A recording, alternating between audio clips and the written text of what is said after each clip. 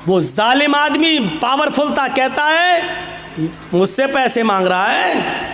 उसने कहा मेरे भाई, यही मेरा जरिए माश है, अगर आपने मुझे पैसे नहीं दिए, इसकी कीमत नहीं दी, तो मेरे बीवी बच्चे भूखे मर जाएंगे। बड़ी मेहनत के बाद ये मछली मेरे हाथ लगी है, मेरे बीवी बच्चों के पेट पे लात मत मार। उसने कहा चुप। मछली उससे छीनी और जाने लगा। मछली उससे छीनी और जाने लगा।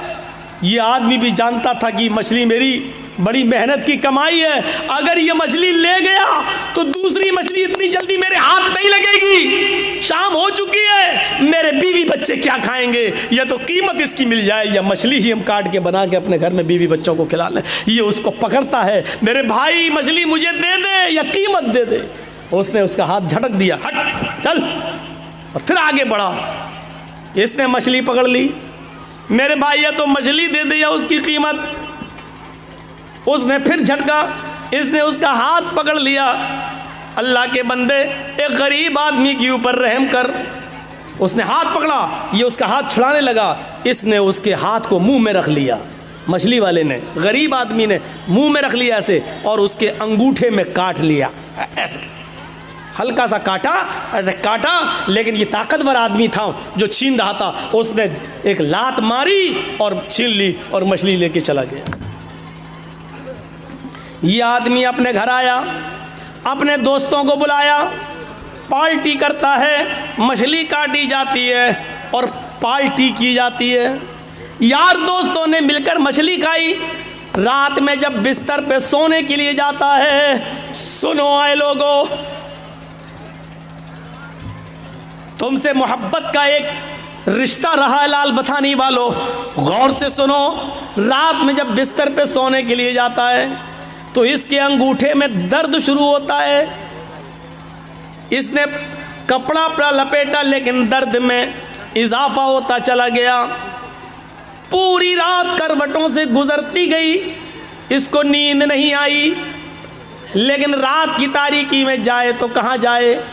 कभी अपनी बीवी से कहता, कभी खुद उसको अंगूठे को पकड़ता, दर्द से कराहता कराता परेशान हो जाता है। फजर की नमाज का इंतज़ार करता है। फजर की अजान की आवाज़ धीरे धीरे रात कट जाती है, फजर हो जाती है, मस्जिद के अंदर जाता है, नमाज पढ़ता है। जो हकीम तबीब मस्जिद में नमाज पढ़ने आते हैं, ये उसके पास जाता है। उन्होंने अपने घर ले गए और ले जाने के बाद उसके अंगूठे को देखा।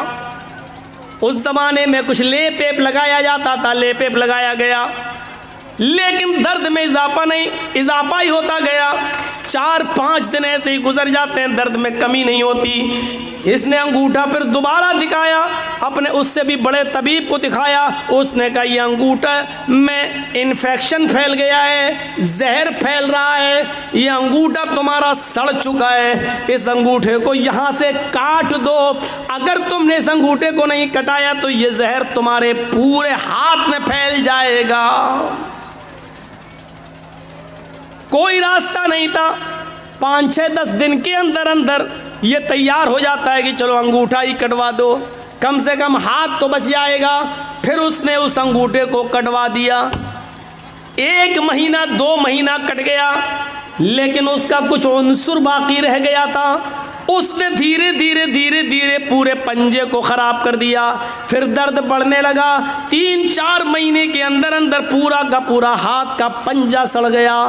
हकीम को दिखाता, तबीब को दिखाता है। तबीब ने कहा ऑपरेशन में कुछ कमी रह गई होगी, इसलिए थोड़ा सा कुछ अंसुर बाकी रह गया, तुम्हारा पूरा का पूरा हाथ ये पंजा सड़ गया है, देखो पूरा हाथ खराब हो जाएगा। इलाज इसका एक ही है कि तुम पूरा का पूरा हाथ का पंजा कटवा दो।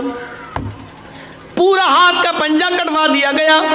3-4 महीने फिर कट जाते हैं, लेकिन थोड़ा सा अंसुर फिर बाकी रह जाता है। वो पूरा पूरा धीरे धीरे कलाई तक फैल जाता है। तबीब ने कहा ये कलाई कटवा दो, नहीं तो पूरा बाजू काटना पड़ेगा। कलाई कट जाती है। 3-4 महीने के बाद ये बाजू तक जहर फैल जाता है। तबीब ने कहा पूरा का पूरा बाजू कटेगा, नहीं तो ये जहर पूरे जिस्म के अंदर फैल जाएगा। एक बड़ा हकीम कहने लगा लगा मैं बार बार तुम्हारा इलाज तो बिल्कुल ठीक कर रहा हूं, लेकिन पता नहीं ये जहर तुम्हारे जिस्म में ऊपर तक कैसे चला जाता है। अच्छा मुझे इस बीमारी की शुरुआत बताओ कैसे होती है। अब हकीम ने कहा मुझे इस बीमारी की शुरुआत बताओ कहाँ से हुई। उसने कहा तकरीबन 1 साल 1.5 साल पहले का वाक़या है। मैंने एक गरीब आदमी से एक मछली छीनी थी। यहाँ तो पता नहीं कितने कितने बीघा ज़मीनें छीने बैठे हुए हैं, कब्जे किए बैठे हैं। अरे मौलाना साहब इतनी गहरी बात आपको बताता कौन है, बताता कौन है? अरे कोई जिब्राइल थोड़ी आते हैं मेरे पास, आप ही लोगों में से लोग बताते होंगे। हर जगह का हर एरिया का आदमी बताते हैं, फ़ोन पे तो और ज़्यादा बता देते हैं। मौलाना फला जगह आ रहे हो ना, हाँ वहाँ ऐसा ऐसा होता है। हो गई 1 घंटे की तकरीर तैयार मेरी, क्या करना। एक मछली, अल्लामा ज़हबी गौर करो किताबुल कबायर में नकल करते हैं, यहाँ से मेरी शुरुआत होती है। उस गरीब आदमी ने कहा कि मेरे बीवी बच्चे क्या खाएंगे, या तो इसकी कीमत दे दे या मछली दे दे। लेकिन मैं पावरफुल आदमी था, उसने हिम्मत कैसे की। लेकिन मछली जब छीन रहा था मैं उससे लेके आया तो उसने मेरा हाथ पकड़ के मुंह में रख लिया। उसने मेरा हाथ काटा। उसने सोचा था कि हाथ काटेंगे तो दर्द की वजह से ये मछली छोड़ देगा, मैं उठा लूँगा। लेकिन मैंने एक लात मारी उसको, उसने मेरे अंगूठे में काट लिया। यहाँ से शुरुआत हुई दर्द की। उस हकीम ने कहा सॉरी, ये बाजू तो यहाँ से कटवा ही दो, लेकिन बाजू काटने के बाद भी अब ये जहर तुम्हारे पूरे जिस्म के अंदर फैलेगा। अब तुम्हारे बचने का कोई रास्ता नहीं है। अगर तुम अपनी ज़िंदगी चाहते हो, खैर चाहते हो, तो उस गरीब आदमी को ढूंढ लो और तलाश कर लो और उससे जाकर अपनी गलती की माफ़ी मांग लो। अगर उसने तुम्हें माफ़ कर दिया तो तुम्हारी बीमारी यहीं पर रुक जाएगी, और अगर माफ़ नहीं किया तो ये जहर अब बाजू कटने के बाद, हाथ कटने के बाद दूसरी जगह फैलेगा, सीने तक फैलेगा, पैरों तक फैलेगा, और एक दिन आएगा कि पूरा का पूरे जिस्म में जहर फैल जाएगा। लिहाजा अगर तुम अपनी ज़िंदगी बचाना चाहते हो तो उस गरीब आदमी से जाकर माफी मांग लो। यह आदमी शहर की गली गली में ढूंढता हुआ तलाश करता रहा उस गरीब आदमी को। 1 हफ्ते तलाश किया, नहीं मिला। 1 हफ्ते के बाद अचानक उसी हाल में मिला कि वो समंदर से, दरिया से कोई मछली लेकर जा रहा था। इस आदमी ने उसको देखा और पहचान गया, लेकिन वो गरीब आदमी इसको नहीं पहचान पाया। 1.5-2 साल का अरसा गुजर गया, नहीं पहचान पाया। इसने कहा भाई मुझे पहचाना? कहा नहीं, मैं तुम्हारा मुजरिम। कहा क्या हुआ? मुझे पहले माफ़ कर दो। अरे भाई हुआ क्या? मैं माफ़ी कैसे, माफ़ क्या करूं? तुमने गलती क्या की? कहा मैंने गलती क्या की, ये मछली है तुम्हारे हाथ में। हाँ, ऐसे ही 1-1.5 साल पहले कोई मछली थी, मैंने तुमसे वो मछली छीनी थी। तुम मेरे सामने गिड़गिड़ाते रहे कि मेरे बीवी और बच्चों के पास इसके अलावा कोई दूसरा रास्ता नहीं है, लेकिन मैंने तुम्हारी एक न सुनी। तुमने मेरे अंगूठे में काटा था और उसके बाद मैंने लात मारी थी और तुम्हें छोड़ दी, तुम मछली छोड़ दिए थे और मैं लेके चला गया था। उस अंगूठे के बाद फिर मेरा हाल ये हुआ कि उस रात में दर्द हुआ। धीरे धीरे 5-6 दिन के बाद अंगूठा पक गया, अंगूठा काटा गया। फिर ये जहर मेरी पंजे तक पहुंचा, पंजा काटा गया। फिर कलाई तक पहुंचा, कलाई काटी गई। फिर कोहनी तक पहुंचा, कोहनी काटी गई। अब मेरा बाजू भी काट दिया गया। हकीम ने कहा कि जिस गरीब के तुमने जुल्म किया उसको जब तक माफ़ी नहीं मांगोगे वो तुम्हें माफ़ नहीं करेगा, तब तक तुम सही नहीं होगे। इसलिए अल्लाह के बंदे मुझे माफ़ कर दे। उसने कहा मैं सिद्क दिल से, दिल की गहराई से तुझे माफ़ करता हूँ मेरे भाई। मुझे नहीं मालूम था कि मेरी बद्दुआ ऐसा असर करेगी, मेरी बद्दुआ रंग लाएगी। अगर मुझे मालूम होता कि ऐसा हो जाएगा तो मैं तुम्हें कभी बद्दुआ नहीं देता। इस आदमी ने पूछा मेरे भाई क्या तुमने मुझे बद्दुआ दी थी? इस गरीब आदमी ने कहा जब तुम मेरे हाथ से मछली छीन के ले गए, मेरे पेट में एक लात मार गए, मैं यहाँ बैठ गया। मेरी बीवी और बच्चों के पास उस रात खाने के लिए कुछ नहीं था। जब तक मैं तुम्हें देखता रहा, बद्दुआ देता रहा।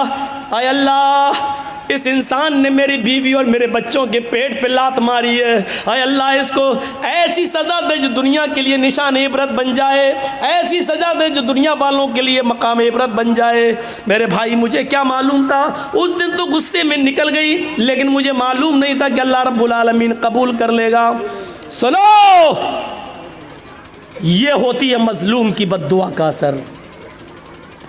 इसीलिए अल्लाह के नबी सल्लल्लाहु अलैहि वसल्लम ने कहा था, इत्तक़ी दावतल मजलूम, मजलूम की बद्दुआ से बचना। इसलिए कि मजलूम जब कोई बद्दुआ देता है तो उस बद्दुआ को आसमान के पर्दे भी रोक नहीं पाते, सातों आसमान के दरवाजे उसके लिए खुल जाते हैं। मजलूम की बद्दुआ, और अल्लाह की कुर्सी अर्श के पास जाने में कोई दीवार नहीं होती है। मजलूम की बद्दुआ डायरेक्ट अल्लाह के पास जाती है, उस बद्दुआ को ले जाने वाले फरिश्ते नहीं होते हैं। मजलूम ने यहां बद्दुआ दी, वो बद्दुआ आसमान के सीने को चीरते हुए डायरेक्ट अर्श से टकराती है, और अर्श वाला जवाब देता है, मेरे मजलूम बंदे की बद्दुआ मेरे पास आई है, इस बद्दुआ ने मेरे अर्श को झंझोड़ दिया है, यानी मुझसे इंसाफ मांग रहा है मेरा मजलूम बंदा। अब मैं ऐसा इंसाफ दूंगा उस मजलूम बंदे को जो दुनिया के लिए निशान इबरत बन जाएगा। मेरे भाइयों, जहां सारे लोग सच्चा फैसला करने से कासिर रहें, वहां अल्लाह रब्बुल आलमीन का फैसला फिर सामने आता है। जहां कोई मुजरिम को सज़ा नहीं दे तो अल्लाह रब्बुल आलमीन फिर वहां सज़ा, फिर अल्लाह की सज़ा काम आती है, फिर वहां अल्लाह सज़ा देता है। इसलिए मजलूम की बद्दुआ से बचो। आप ये मत सोचो बहुत बेईमानी की कमाई से हम बहुत ज़्यादा खुश हैं और इससे हमारी कहीं ना कहीं निकलेगी। आपने अपने बच्चों के लिए कर रहे हो, और जब वही बेईमानी की कमाई आपके बच्चे इस्तेमाल करेंगे तो किसी न किसी को कैंसर होगा,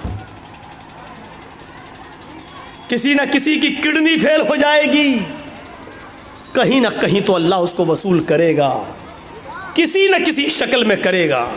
होना है हमारे साथ और दुनिया में ये अंजाम दिखाएगा। देखो